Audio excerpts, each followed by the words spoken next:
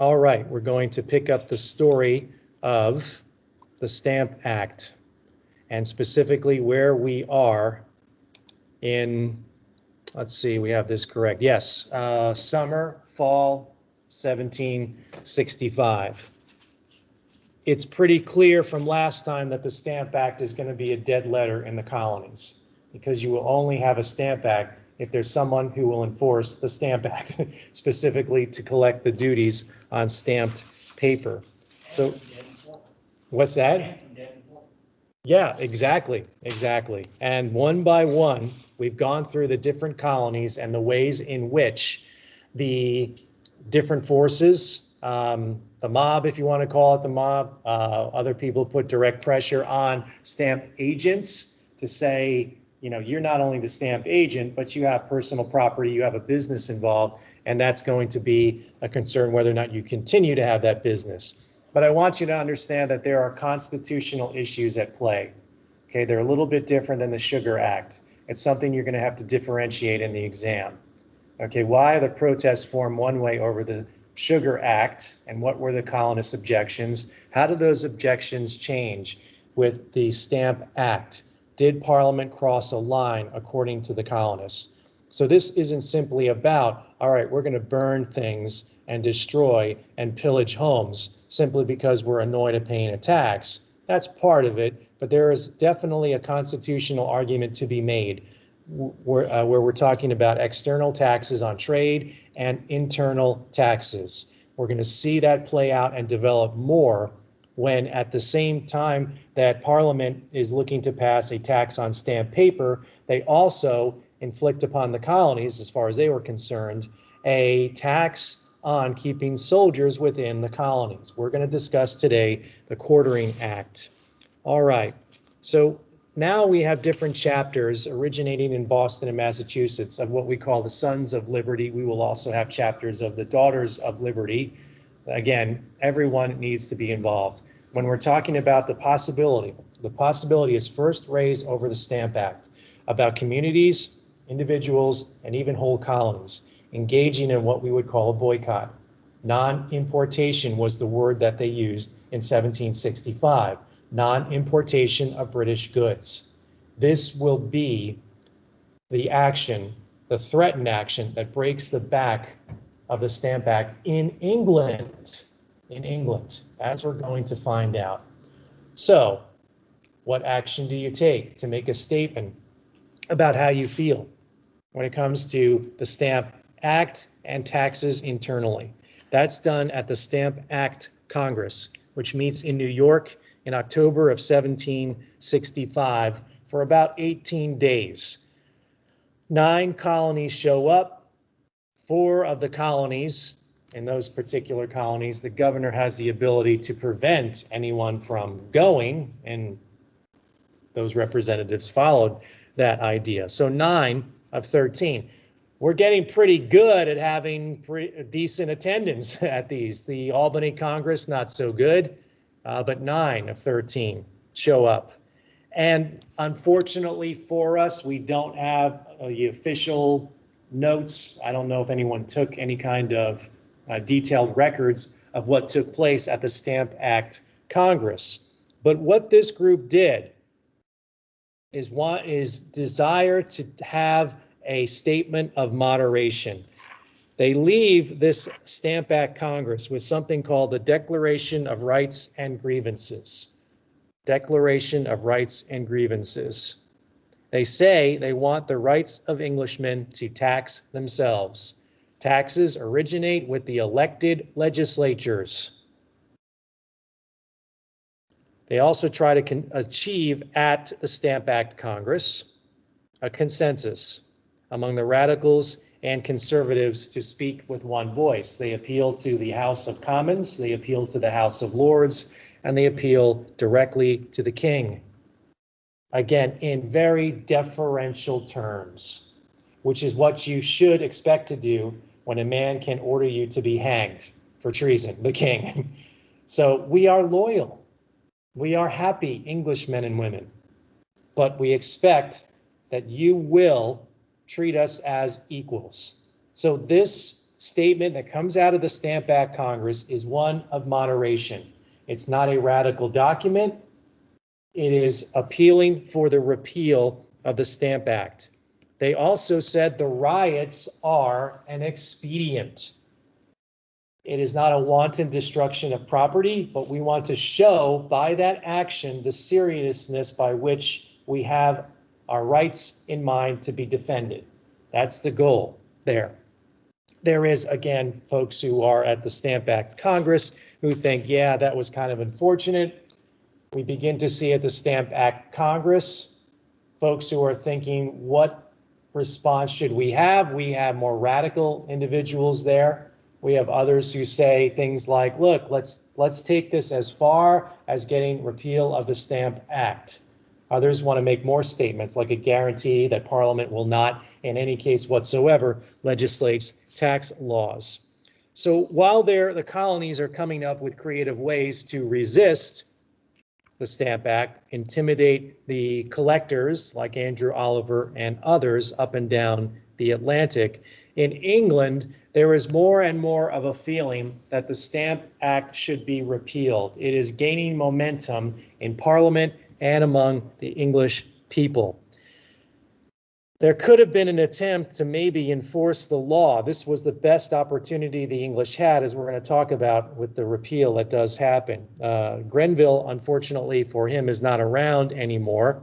He's forced to leave the government, and George III, the king, leans on new advisors. These advisors are called the Rockingham, named for the new Prime Minister, Whigs, W-H-I-G. The Rockingham Whigs. They begin directing the affairs in the country, and they're dealing with the colonies. There's an immediate realization by the Rockingham Whigs. These are elements of Parliament who are saying things like, look, the Stamp Act at the end of the day is going to hurt the English people, and it will hurt the colonists. Folks will default on debts. Millions of pounds sterling are at stake if we go through with this legislation. There is already an idea that trade in the worst case scenario will become stagnant between North America and the English. So the merchants who produce and sell the items that colonists buy are concerned. And just like any decision that the Congress of the United States will make, we can petition our Senate and House representatives to change the laws, undo a law, repeal it, whatever you want to petition about, you can do. The petitions begin to come into Parliament. British merchants and creditors are suffering. It's hard to collect any debt when the economy is in the tank. That's the narrative coming out of England. Merchants soon make their concerns known to those who can change the policy. Those are elements of the House of Commons. Parliament is in summer recess, and while they're in recess, this is when the more violent action, obviously first in Virginia, it starts not with a necessarily violent reaction, but the Virginia resolves. Those resolves would cross the Atlantic. Again, they're published in newspapers throughout the colonies, and then they come over to England. And there's a response there of, oh, okay, this is interesting. They're trying to assert their rights to control internal taxes. But then more and more news is reaching the English about what's happening in places like Boston and the intimidation against the stamp agents. When the start of the fall session of Parliament happens, the news from Massachusetts is already in England. So they know what's taking place.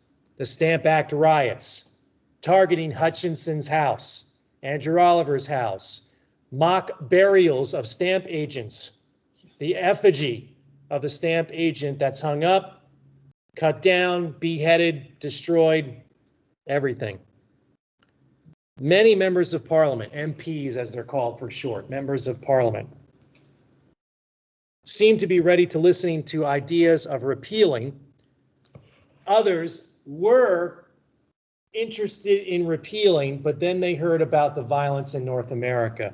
Words start coming back in Parliament like treason, anarchy, rebellion. The idea that the colonists are ungrateful, spoiled children. You hear that again and again as an important metaphor. There are three options that Parliament essentially has. Grenville, before he left office, before he was driven from office, wanted to enforce it. He was ready to unleash stronger measures. How that was going to be done is uncertain, but we know he began to take advice from the commander-in-chief of the British forces in North America, Thomas Gage. British military, Exactly. Yes. Not only the Army, but the Navy. The second option, it's a mistake. Repeal it. The Parliament's faced with, again, mounting pressure to change this law. The third option, repeal it, but make a statement about Parliament's authority and ability to pass any measure on taxes whatsoever, trade taxes or internal taxes. The repeal to many means a new precedent will be established. That's why some members of Parliament are saying, yeah, if we repeal it, we concede and agree with the colonist argument, which we can't do. It puts them in a really difficult position. It will call into question, in other words, Parliament's power.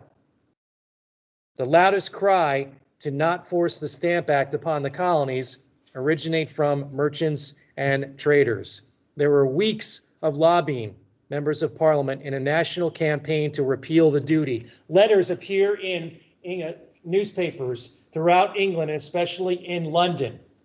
They are written by people who are workers who produce these items. We now know that these letters originated from none other than Benjamin Franklin. He just wrote them anonymously and just flooded London newspapers, not even identifying himself, but posing as your sturdy English worker who would be able to produce the items that the colonists buy and the impact that it would have. So as far as members of Parliament were concerned, they're reading the economic impact about what the Stamp Act, if it goes into effect. Remember, it hasn't even yet gone into effect yet. It's not even November yet, but it's clear to England that they have a genuine problem on their hands. The merchants argue, whether they're written by Benjamin Franklin or other actual merchants or the workers, that we're not going to even deal with the constitutional issues involved. They concede things like, look, this is way over our head, and we don't fully understand it. But we do understand the economic impact. It's going to be very damaging to England. To continue down this path of insisting that the Stamp Act go into effect, they use words like the annihilation.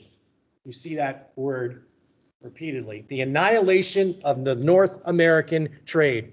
Bankruptcies will ensue, defaulting on loans, and a continued recession that will last not months, but years. And that presents the Rockingham Whigs, led by Prime Minister Rockingham, with a genuine problem on his hands. That is, if you repeal the Stamp Act, you're conceding it was a mistake. How do you say things? I mean, how do you turn this, if your Parliament not into a colonists will celebrate this as a win? Well, the Rockingham Whigs, even those who want the Stamp Act repealed and consider it a mistake, understand that this is a long-cherished prerogative of Parliament, the ability to pass legislation. It is their right. Tax or not, Parliament can do it. But the objections of the merchants can't be ignored. And so to get more understanding of what's happening in the American colonies, they call in Benjamin Franklin to offer testimony. Franklin is once again someone who is acting on behalf of the colony of Pennsylvania, mostly so that someone he knows, or maybe he, can become the eventual governor of Pennsylvania and take that power away from the Penn family. The questions that he gets are often hostile. Why? Because members of Parliament are annoyed. They have a right to be. They're hearing about the riots and the action of intimidation, threats against personal well-being and personal property in the North American colonies. And it's Franklin who has to bear the brunt of that animosity and frustration. But at the same time, they want to get as much information as they can out of him. Franklin reassured the men in Parliament the Americans are nothing but loyal subjects. They're happy in the English system. They benefit from the English system. But there are objections to the way Parliament was acting. You have to have an understanding, Franklin said, of the fact that the timing is bad and that this, even to him, it's something of a surprise. The scope of the violence associated with the Stamp Act protests. But then he begins to understand it rather quickly. They were very put upon, Franklin told members of Parliament, by a tax that was destructive to their interests. And he used the opportunity in the answers he was providing to these questions to feed the fears that colonists were, again, questioning their economic independence. Their livelihood was at stake, and you in Parliament should understand this. You're reading the petitions and the letters from people in the newspaper saying that continuing to insist on the Stamp Act is going to hurt the colonists and the people. But if the repeal could be secured, Franklin promised, if you would put this repeal in place, things would go back to the way they were. The colonists liked to buy English and European products. The relieved Americans would be grateful relieved Americans and buy English goods again. Some of the questions that were fired at Franklin included, what used to be the pride of Americans? Dr. Franklin, his honorary title. Franklin said to indulge in fashions of Great Britain. That was his answer. What is now their pride? His answer, to wear their old clothes over again till they can make their own. And this is if you are a member of Parliament and you are representing a merchant district in England, alarm bells start going off. What did he just say? Wear their old clothes until they can make their own. Translation, holy crap, if they make their own clothes, they won't buy it from us. And then we're really in a bad situation. What is their pride now?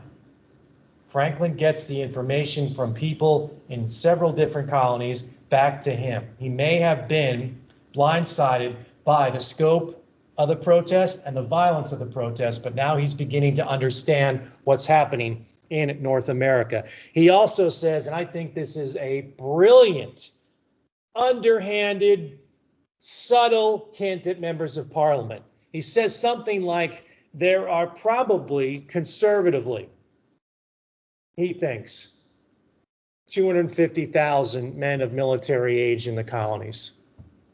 Just wanted to throw that number out there. It's a way to say, with anyone who is listening carefully, that the enforcement, if you are thinking of enforcement, will be next to impossible.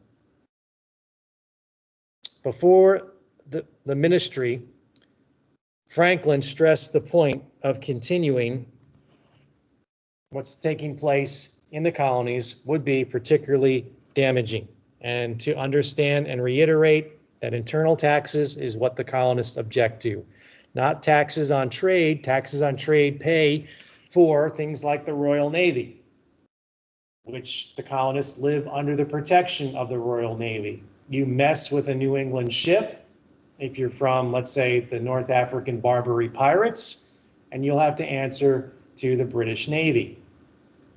That's understood. But the internal tax is where there are objections. Not long after Franklin's testimony, there's a resolution to repeal the Stamp Act introduced in February of 1776. This is several months after the Stamp Act was going to go into effect. But folks, the Stamp Act went into effect and no one collects the tax on stamps. Newspapers are published in the American colonies for months without paying the tax because there's no stamp agent willing to do the actual job.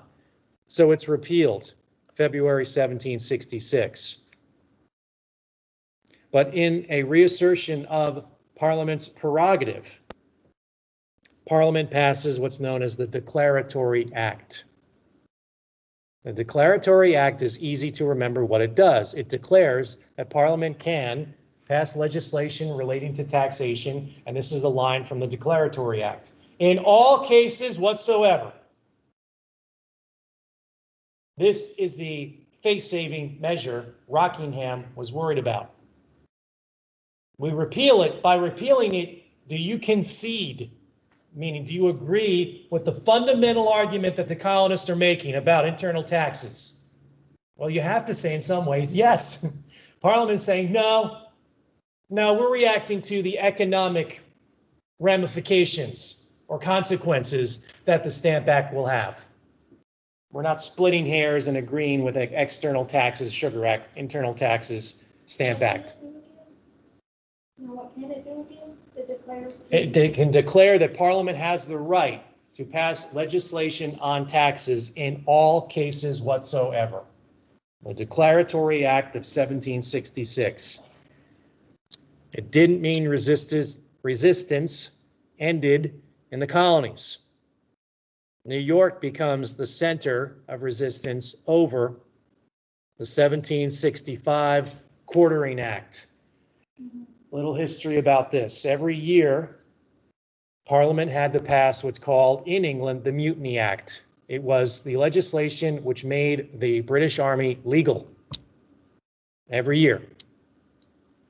Now, part of the Mutiny Act in England had to deal with where you would quarter soldiers, meaning soldiers' quarters. So that's why in the American colonies, this legislation was nicknamed the Quartering Act. New York in 1765 had refused to cooperate in enforcement of the Quartering Act. In this case, you need the ability of the legislature of New York to raise funds to support the Quartering Act.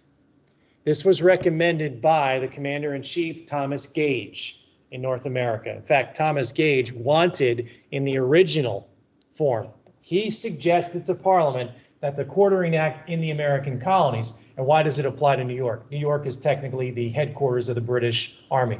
You have a good portion of soldiers there. So Gage says we should quarter soldiers in different buildings and include that private homes. To which Parliament said, that's a bridge too far. Not going to be able to do that. Private homes, boy, that's awkward, right? Eating your morning porridge and you have a British redcoat soldier in your home or in an outbuilding in your home. That's no one's going to allow that. No one's going to allow that. Exactly. People in England wouldn't allow it. There'd be a lot of dead soldiers in the colony. Well, that's one concern. The other is the general concern that I've said a couple times with standing armies. The English people don't like having standing armies in time of peace because they can be used, among other things, where the English army had to be used in England, to collect taxes. The cider tax was enforced by soldiers.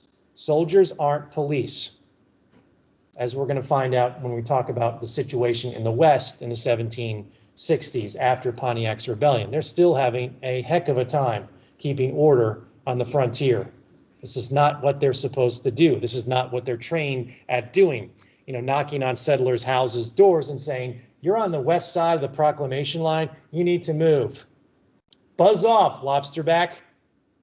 Nickname for the redcoats. Okay, you go back to the commander of the fort. Next thing you know, you're ordered by point of a bayonet, or maybe they'll destroy your home when hopefully you're not in it.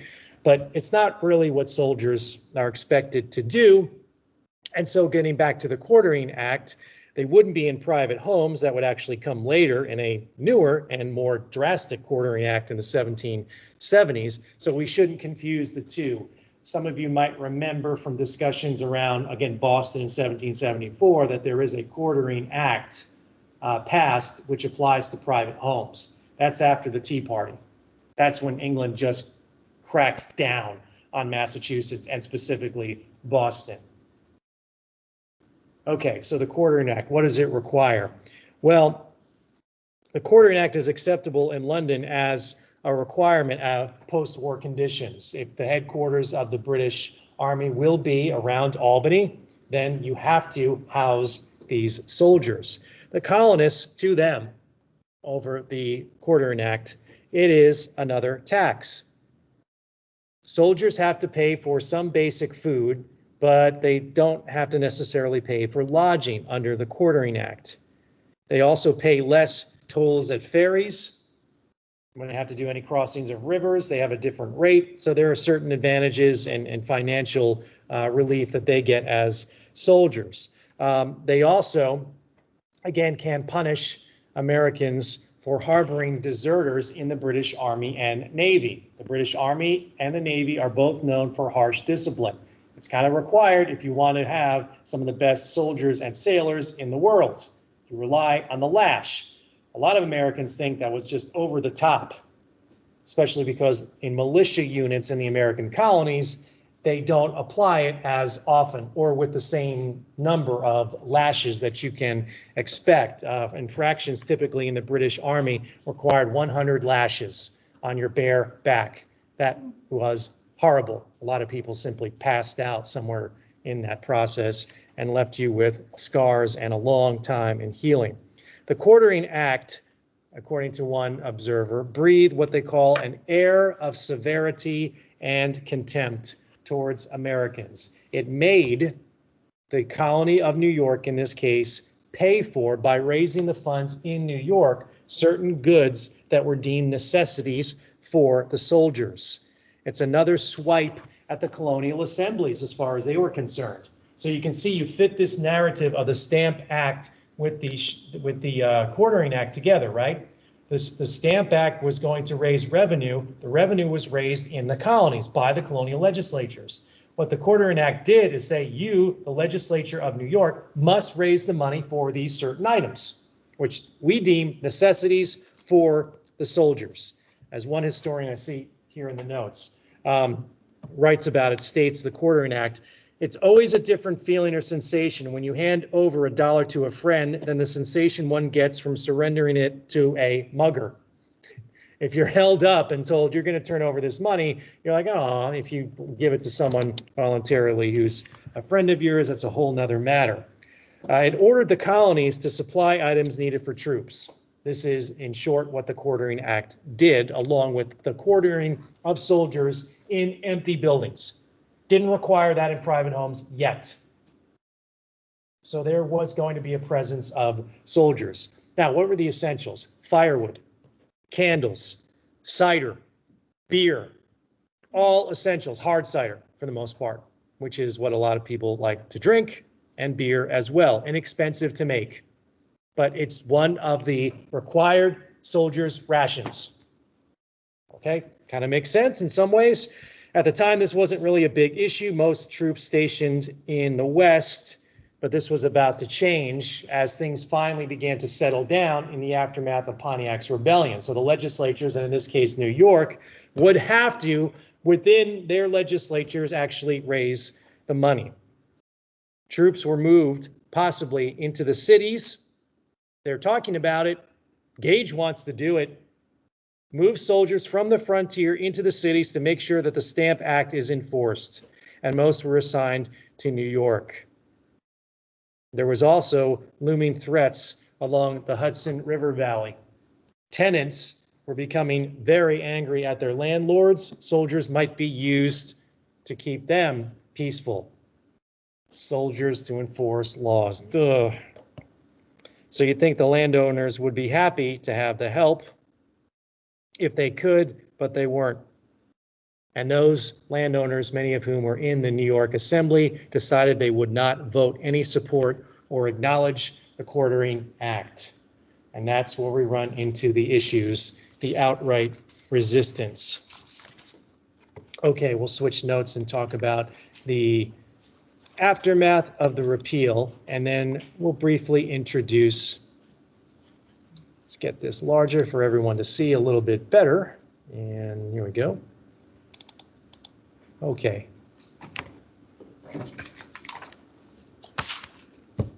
Hopefully we'll get to the introduction of the towns and duties, because obviously this leaves England with the same problem. You have no revenue. You know, the Sugar Act is still on the books and it's being enforced, and it's trying to be enforced. The Stamp Act is there, but then they repeal the Stamp Act. So what do you do?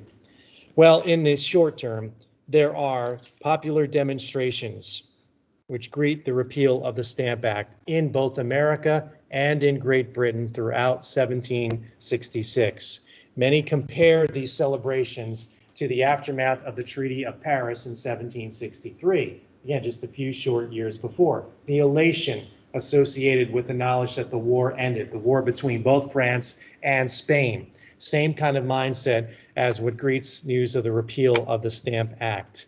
In London, 50 coaches full of merchants parade to Westminster, that's where the Parliament meets, to show support of that institution.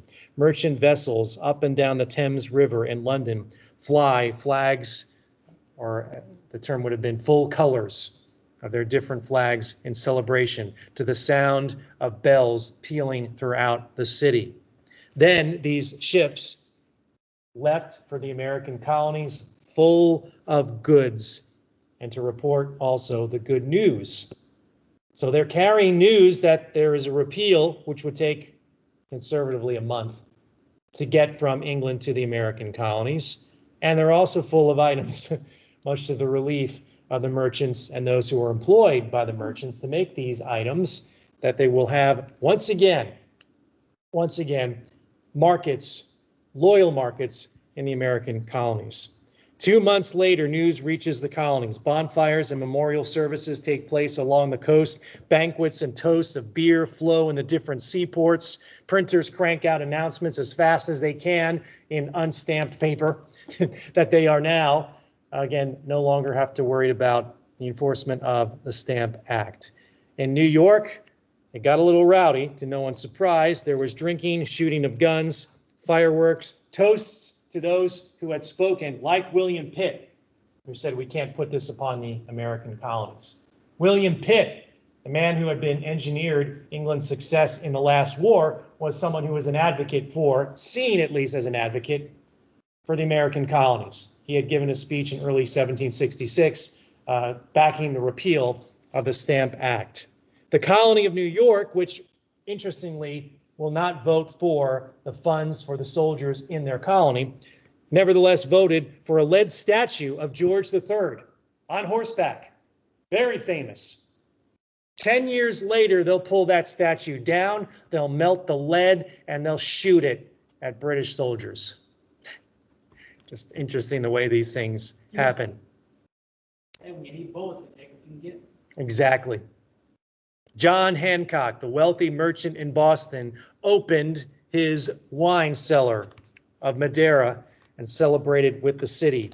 Anyone who broke windows in celebration were located and prosecuted. So said the Sons of Liberty. These celebrations would be, again, done peacefully. And no need to break windows just because you're very happy at what took place. So this element, a rather significant force, the Sons of Liberty said, let's not let things get out of control. And also you've got people like Benjamin Franklin. Franklin writes back to his friends in Pennsylvania, look, behave well. Let's not go over the top with the celebrations. A muted reaction would make a good impression, he says, on the king's ministers, that they had done the right thing.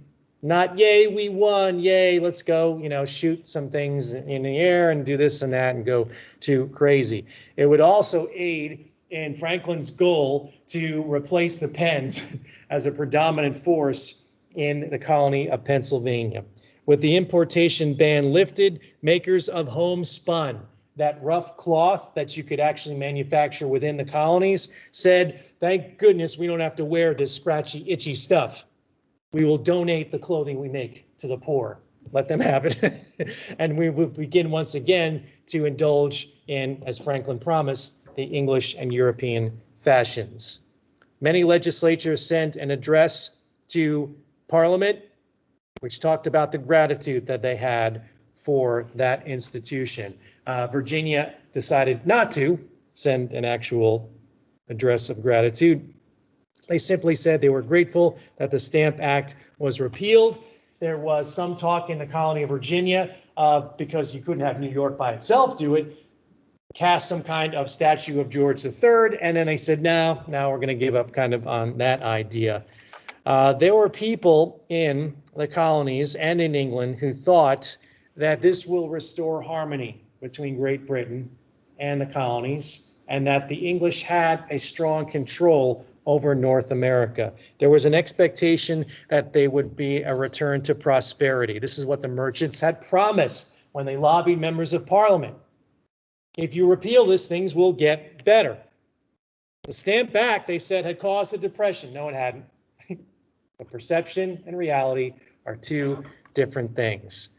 So it goes without saying that the repeal would immediately end the recession. It did not. It lasted well into 1766. The economic woes in the colonies had started in 1760. This is a prolonged, they didn't use the term, but by our standards, we would call it a recession.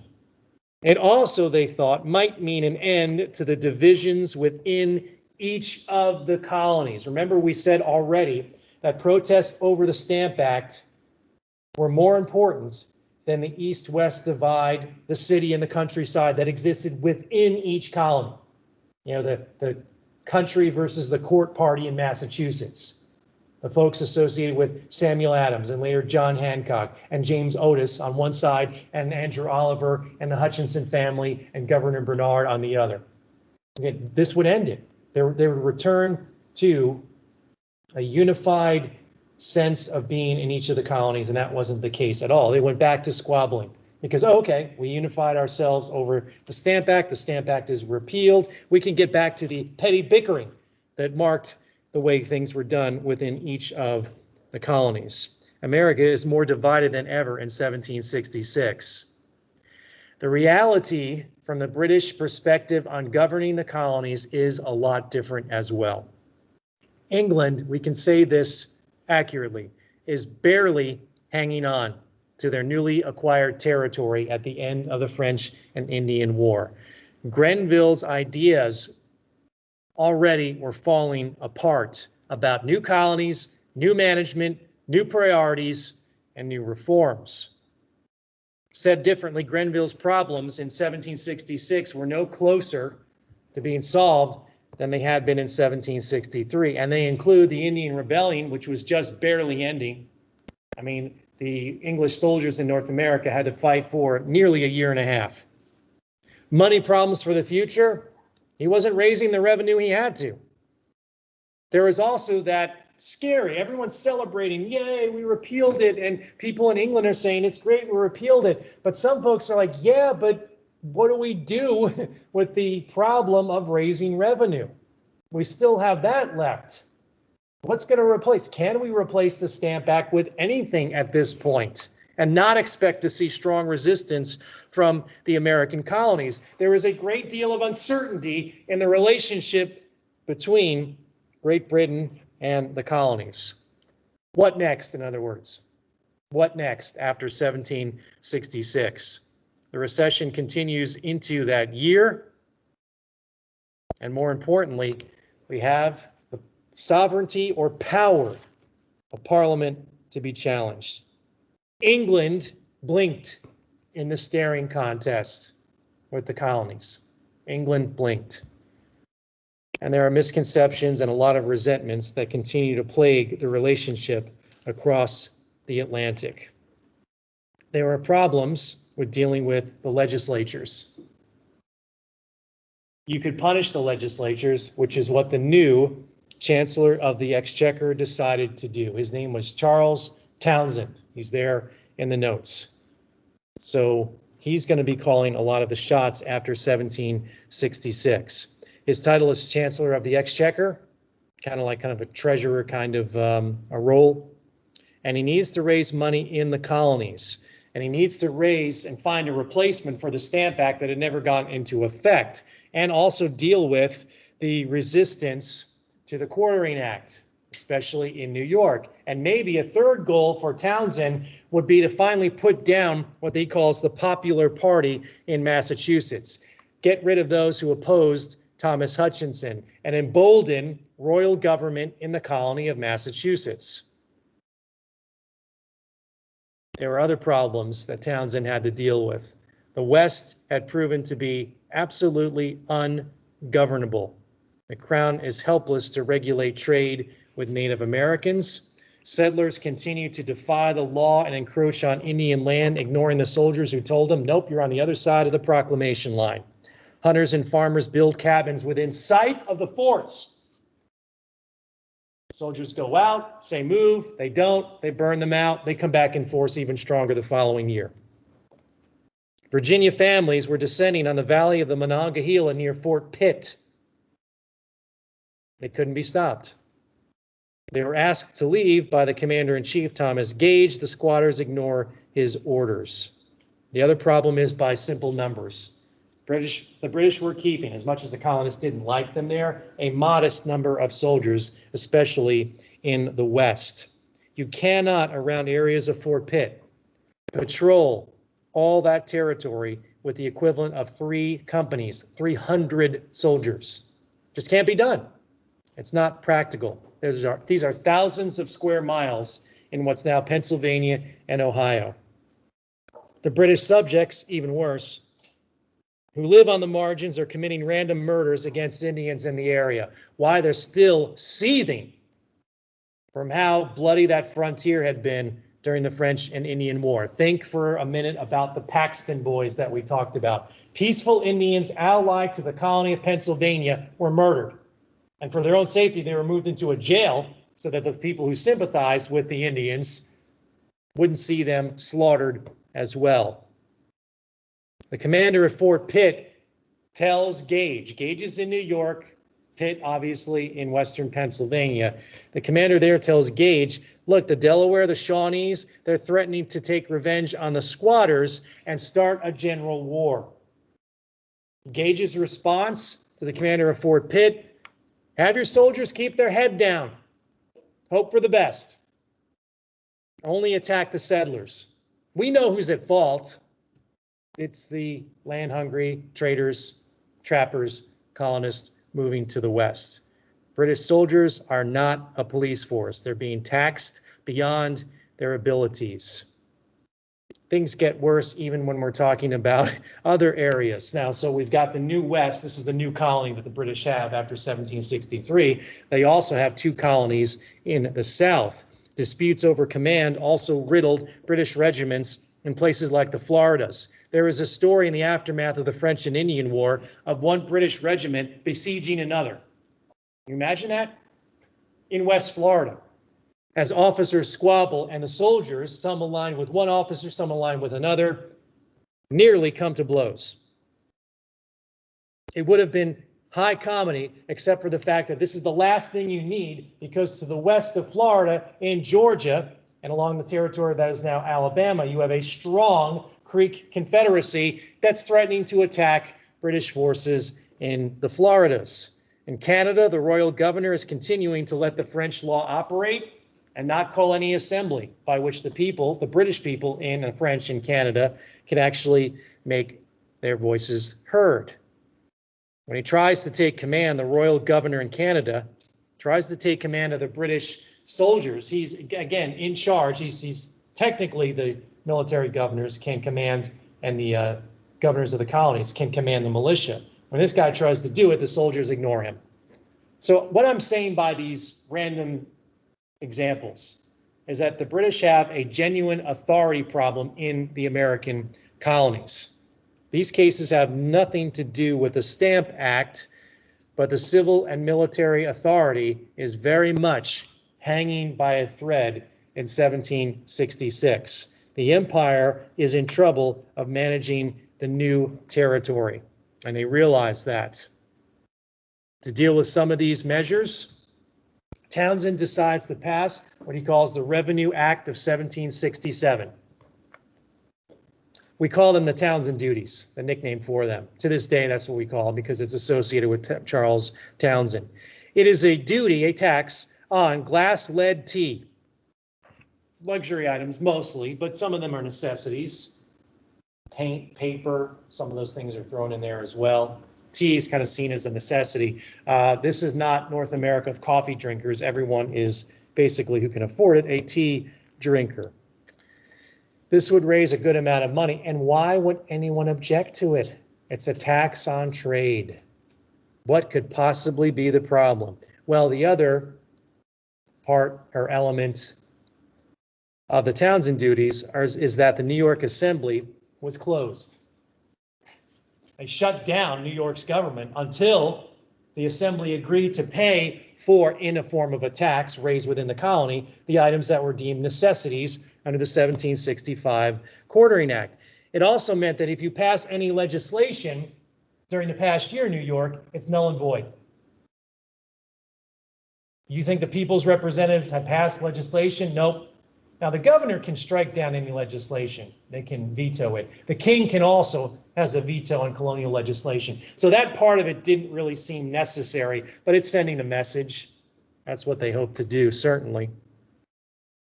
This was legislation, as one historian I think accurately says, is venting the anger of a parent to a rebellious child. That's a good summary of it. It was also a threat to other assemblies. We're going to see in the discussion as we go forward from this time on, the idea that England sometimes said, we're sending a message to New York. Other colonies' reaction, wow. If England can do that to them, and we know that, what happens to New York and Massachusetts, they could care less for the most part, until they say things like, if they can do that to that colony, what's stopping them from doing that to us? It's a good question.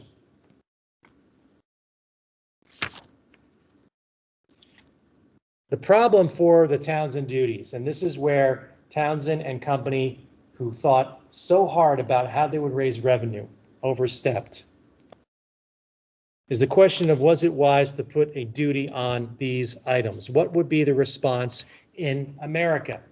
Here's where the Townsend duties were seen as objectionable to the colonists. It begins to revive fears in North America that there was a plot by members of Parliament and the King's advisors to deny colonists of their liberties and property.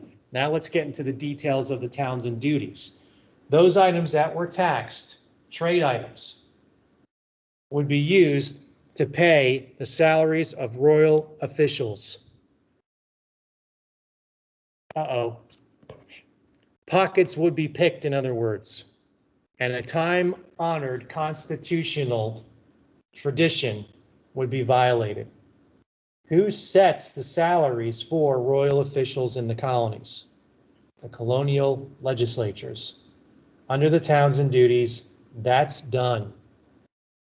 So this is where England overstepped. They may have been able to simply pass the Townsend duties to raise some revenue. Were they going to raise a lot? No. But it wasn't really the money as much as the principle and the fact that they wouldn't get resistance from the colonies. Now they're going to, because of the details of the Townsend duties. The principle that we always did this.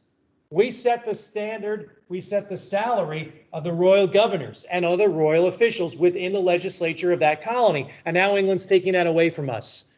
This is where Townsend really makes a critical mistake. This is not paranoid politics. This is not a hyper-delusional conspiracy that the colonists are putting together. More and more, the rhetoric and the writing stress what Parliament is trying to do, put us in a second-class status, deny us our rights that we've had for generations. It will reduce the colonists to a status of slaves. Now, they begin to use that term, which is ironic because many of these folks who are protesting are slave owners themselves. One writer compared it to a conspiracy. The Stamp Act was the first step, they said, to rivet the chains of slavery upon us forever, unquote. So it's not often that you see agreement between people as diverse as John Adams, church ministers, Landon Carter, the large slave owner in Virginia, who begin to say the same thing.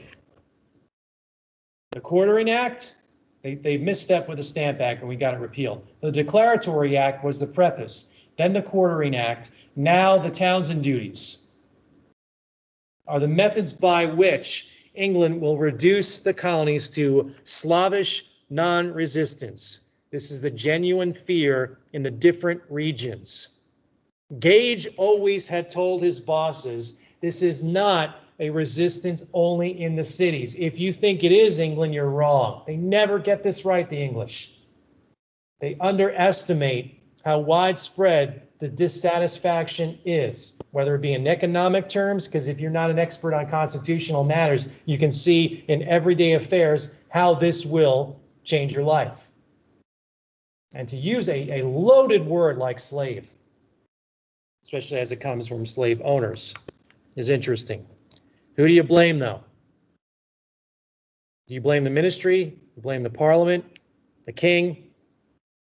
George III is very popular in the American colonies. Parliament, of course, is the model by which you had based your government in the colony. So it must be misguided ministers in England. A parade of folks starting with Grenville, Rockingham, Booth, Townsend, all these folks who had come and gone. Those were the ones. And Grenville was the one they targeted more than any other man. They're ambitious. They're blind to the realities that are applied to the American colonies. But even worse things seem to be afoot because these ministers are working for the king and they meant to destroy the rights, clearly in both England and in America. If you accept the Stamp Act, they said, this is why there was such resistance to it. You're going to have your windows, your houses, your land taxed next, which is already the case in England. So everyone is in agreement over this. The colonists were virtually represented in Parliament, but that virtual representation led to the repeal of the Stamp Act. What happens next, however? The fear that colonists have, this is their scenario. This is the nightmare scenario that they have after passage of the Townsend Act. Swarms and hordes of office holders will begin to descend on the colonies and collect money. To back this up, again, is this just paranoid scenario? Is this something that seemed unrealistic? They said, no. Consider the provisions of the Stamp Act. It had to be paid in pounds sterling. We couldn't even use paper money to pay for the stamp tax. And by the way, they're taking away the paper money under the Currency Act of 1764. The poor and the elite are being hurt. This illustrates why some of these fears are not simply propaganda. There's an actual scenario based on the fact. And we have to take both sides of this and consider, were the English really trying to, in short order, isolate the colonies and annoy them to the point of rebellion? No! At the same time, the English would say, look, there is no dark room, smoke-filled conspiracy coming out of the ministry, the people around the king. Notice they say the ministry. Parliament, they don't think is at fault here yet. And the king, they lose faith with the last. Right? 10 years later, read the text of the Declaration. He has. And he is king, George III. It's not Grenville. It's not Rockingham. It's not anyone that came after them. In 1767, I don't think it's accurate to say there's any kind of self-conscious revolutionary movement in the colonies yet. To put it differently and more accurately, there is a determined movement to resist authority, strong, especially in urban areas. People always think and ask the question, we don't have a lot of cities in North America in 1767, but there's certain advantages to cities. You have the very well-to-do, the upper crust merchants, lawyers, craftsmen. You also have the ability to organize resistance quickly. Again, how do you get 5,000 people in called in the pitchfork and torch crowd? In the scattered farms in Virginia, that's going to be really tough to do. In Boston and Philadelphia, New York and Charleston, you could do it with more ease. So there is no self-conscious revolutionary movement. Not yet. But all the parts are in place. They're going to continue to resist the Quartering Act. They're going to resist the Townsend duties. Parliament seemed, of course, and this is more of the acknowledged attitude of the colonists, that Parliament is going to, and seems ready, to curtail the rights in order to punish the colonies. The evidence is right there. It is not an overreaction or kind of a knee-jerk, oh no, look what they've done now. Look at the details of the Townsend duties. What we always did, set the salaries of royal officials controlled in the legislatures, are taken away from us and will be controlled by this tax. This is a revenue measure doing what we always did, now being done by England out of Parliament. So once again, the English have crossed a line. Already in 1767, in reaction to the Townshend duties, those groups that had resisted the Stamp Act and continued to resist the Quartering Act begin to organize and talk about a real concerted and unified movement to boycott British goods. Remember, some communities had done it, they threatened it. The merchants in England thought, oh, if they do boycott, we are screwed economically. There are going to be layoffs. There's no unemployment insurance in England. There are going to be layoffs. People cannot build these items. They won't be sold in the American colonies. And what if that happened? It didn't happen. But it was talked about on both sides of the Atlantic. Now in 1767, there is a real discussion of having a lockdown, everyone who's loyal to the resistance, boycott or non-importation of British goods. The other question is, how do we now resist the Townshend duties? That question we're going to save for next time. We'll pick up the story of the aftermath of the Townshend duties, how the colonists react to it, how the boycotts become violent in places, wait for it, like Boston, and what the English ministry actually does about it.